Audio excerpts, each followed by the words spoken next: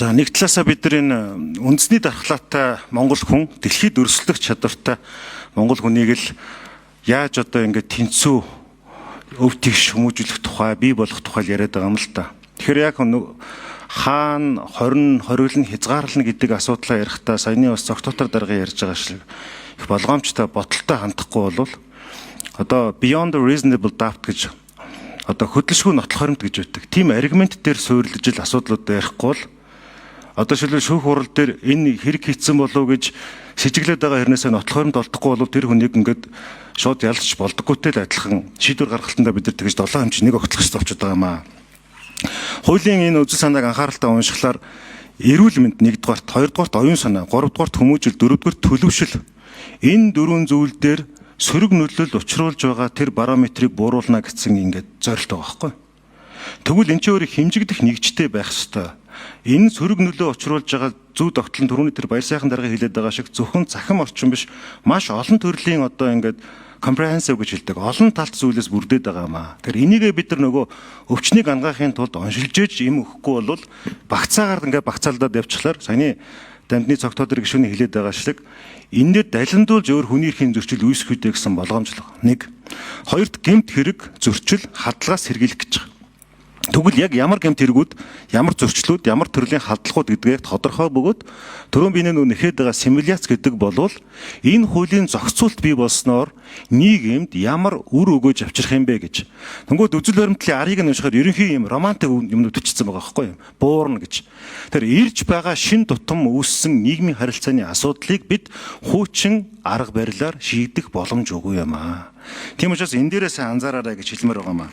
За тэр номжимэг гишүүний хэлээд байгаа тэр фейсбુકийг орлох жишээлбэл одоо тэр сургуулийн орчинд багш нар даалгавар би ч гэсэн 3 хүүхэдтэй яг багш нар нэгдэг байхгүй групп нээждэг. Тэгээ тэр групп дээр нь даалгавруудыг тавьчихдаг.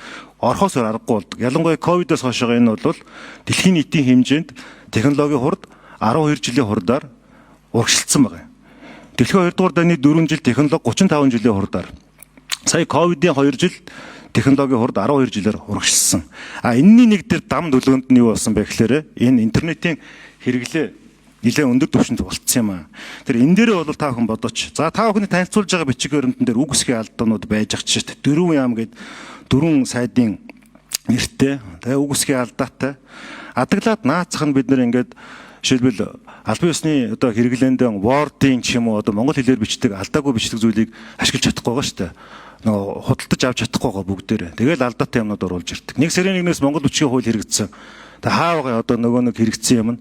Тэгээ нөгөө захимаар бид нар одоо хүртэл онлайнаар монгол бичгээр алдаагүй зөв бичдэг програм нэвтрүүлнэ гэж чадаагүй л байгаа дах жишээ.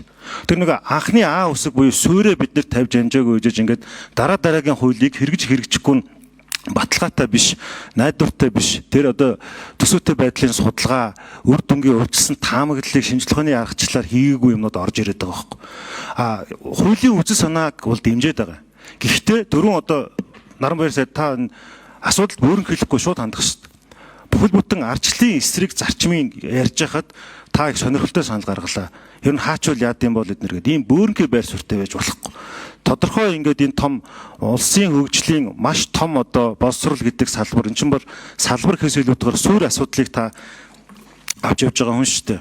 Тэгэхээр тэр түрүүний хэлээд байгаа тэр 7 зүйл тэр эрүүл мэндээс эхсүүлээд төлөвшөл хүмүүжил оюун санаа гэдэг эдгээр зүйл маань өөрсдөө зөвхөн энэ зүйлээс хамаарахгүй шалтгаан.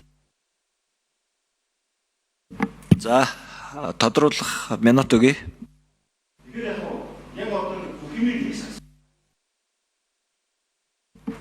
Бүх юмыг нэг сагс руу хийхээс илүүтэйгээр яг одоо энэ асуудлыг бид нар ингээ хуульчлаад хэм хэмжээ тогтоочих юм бол энэ төвшөнд хүлээлттэй байж болно. Энэ төвшөнд нийгэмд өөрчлөлт гарна гэдэг.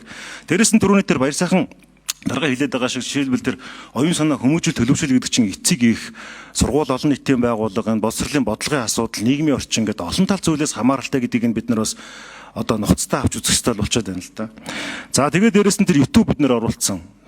Ютубер гэдэг чинь одоо баг мэрэгжлийн төвшөнд хүрчлээ шүү дээ. Silver button буюу одоо 100 мянган дагагчтай, дээрээс нь сая дагагчтай Монголд олон ютуберүүд бий болчлоо. Энэ чинь дэлхийн нийтийн ирээдүйн мэрэгжлийн нэг хуулиар болцсон байгаа байхгүй юу? Тэнгүүт бид нар ингээд нөгөө нэг ирж яваа цагийнхаа аясыг харах хэвээр хандлагыг тодорхойлох хэвээр Одоо нэг 90 гаруй тэрлион доллар дэлхийн эдийн засаг эргэлдэж байна. 2050 онд бол 250 их 80 доллар төрнө.